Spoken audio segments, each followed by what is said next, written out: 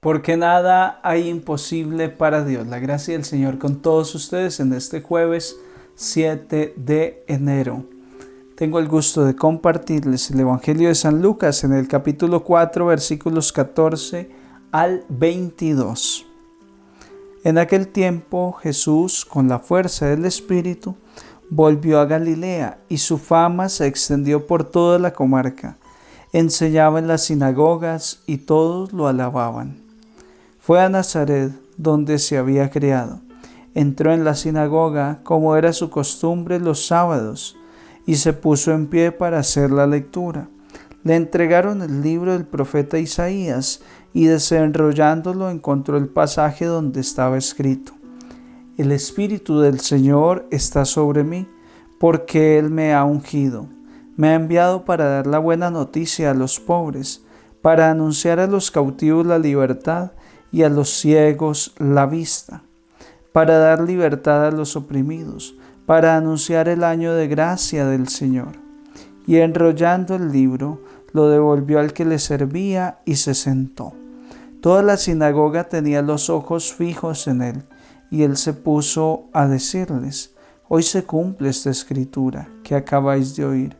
Y todos le expresaban su aprobación y se admiraban de las palabras de gracia que salían de sus labios.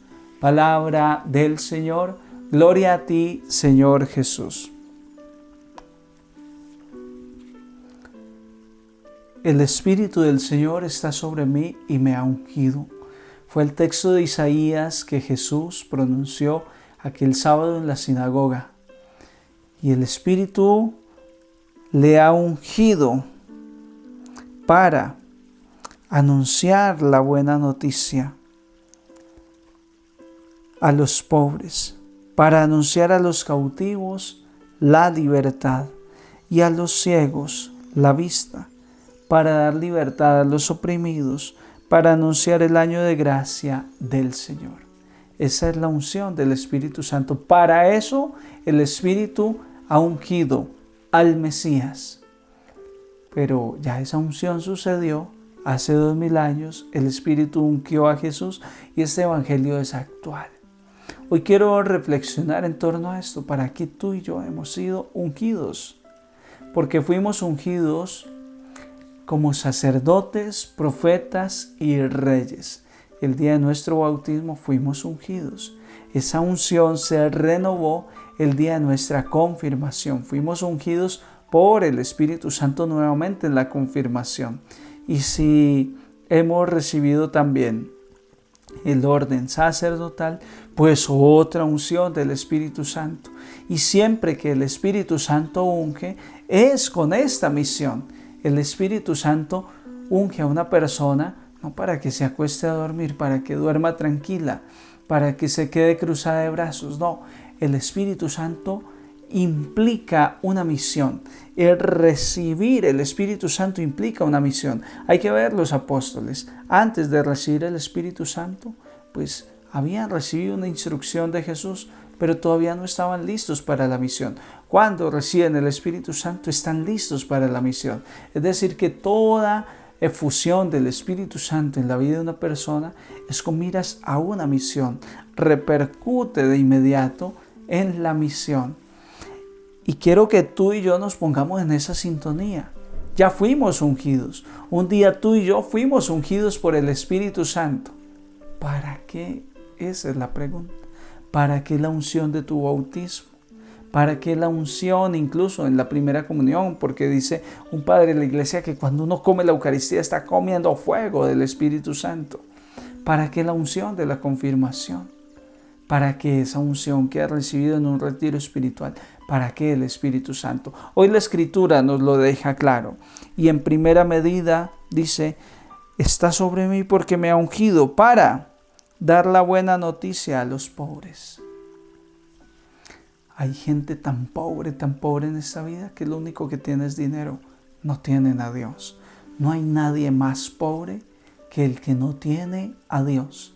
Y esas personas pobres que tienen cosas materiales pero no tienen a Dios, tú y yo hemos de anunciarle la buena noticia para que puedan ser ricos adquiriendo la presencia de Dios, del Espíritu Santo, abriéndose a la acción de Dios, y allí dejen de ser pobres y empiecen a vivir la riqueza de ser un auténtico hijo de Dios. Y esas personas pobres con ausencia de Dios encontramos en todas partes. Un jefe de trabajo, un profesor, un compañero, un amigo, una persona que se sentó a mi lado en el transporte público. Puede estar viviendo esa pobreza y tú y yo fuimos ungidos para anunciarle la buena noticia a ese pobre que no tiene a Dios. Y pobre también puede ser el que realmente materialmente no tiene, pero no tiene ni material ni espiritualmente tampoco tiene a Dios. ¿Para qué más hemos sido ungidos? Dice el evangelista, para anunciar a los cautivos la libertad. Tantas personas que hoy son esclavas de vicios, que creen ser libres porque es el joven, la joven que dice yo hago lo que quiero con mi vida, a mí nadie me gobierna. Es esclavo de su orgullo, su prepotencia, de su vicio. Y a esa persona hay que anunciarle la libertad, de que Cristo la quiere liberar. A esa persona hay que llevarle esta buena noticia y ayudarle a salir de ese vicio que oprime su vida, que destruye su existencia. Dice el profeta Isaías que también esa unción es para anunciar la vista a los ciegos. Ustedes se imaginan uno decirle a una persona que ha sido ciega toda su vida, te va a volver la vista por gracia de Dios. Eso es algo fantástico. Ciego es el que no puede ver el camino de Dios. Ciego es el que va a una Eucaristía y no puede levantarse a comulgar porque ese camino tan corto del su banco al sacerdote que distribuye la Eucaristía no lo puede ver. Está ciego. No se da cuenta que hay un pecado que está coartando su vida y que no le deja ver el camino que Dios le traza. Ese que está ciego en su vida, que no sabe para dónde tomar su rumbo. Ese que está ciego, que no alcanza a ver lo que todo para los demás es obvio, que hasta un ciego ve de lejos.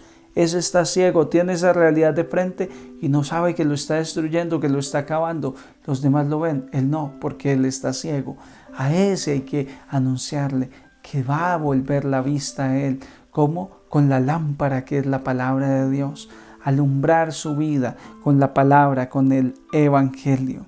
Además dice el profeta Isaías que me ha enviado a dar la buena noticia, es decir, a dar la libertad a los oprimidos. El que está oprimido por el odio, por el rencor, por el pecado, que no vive feliz porque está oprimido en su existencia por todas las cosas que le ha sucedido. Ese que está oprimido por la fuerza del mal, tú y yo lo podemos liberar. Llevarlo a un retiro, llevarlo a la iglesia, proponerle una confesión. Son tantas formas de a esa persona llevarla a una liberación que tú y yo lo podemos hacer.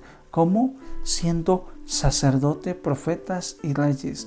Es decir, empoderándonos de la palabra de Dios y llevando esta buena noticia al que la necesita.